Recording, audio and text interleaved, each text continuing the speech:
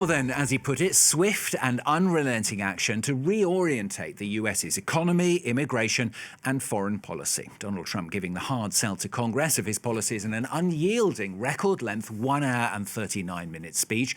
Democrats left, well, to register their dissent with stone faces, placards calling out lies and even one legislature's ejection. The speech, the latest marker in Trump's takeover.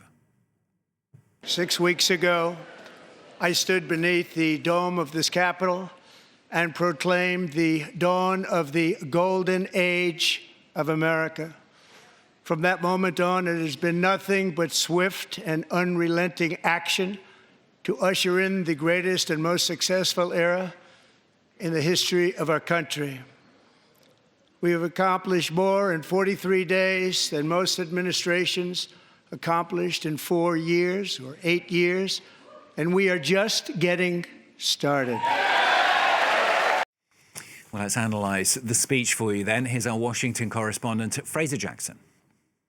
Seen as we're a news channel, I think we have to say he didn't really make much news this time around. It was mainly a list of accomplishments rather than a looking forward of legislative achievements that he hopes to achieve. He did mention a couple of things about rare earth that he's going to increase and shipbuilding as well, but ultimately not much news.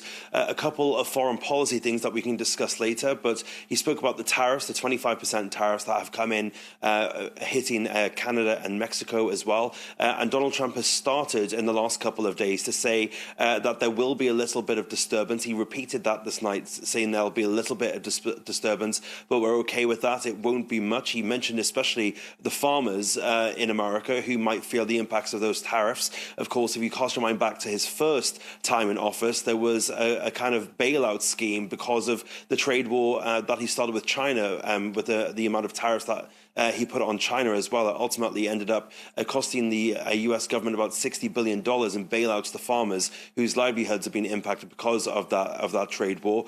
But otherwise, there's not really much substantive in this for middle America.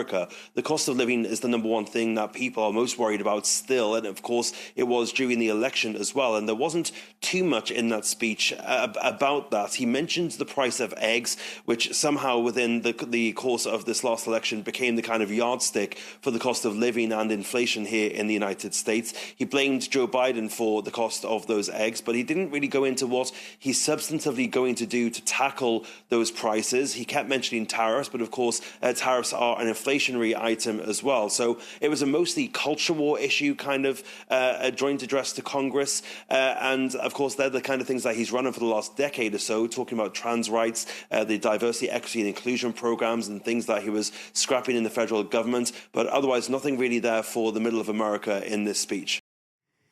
Fraser Jackson there, our correspondent in Washington.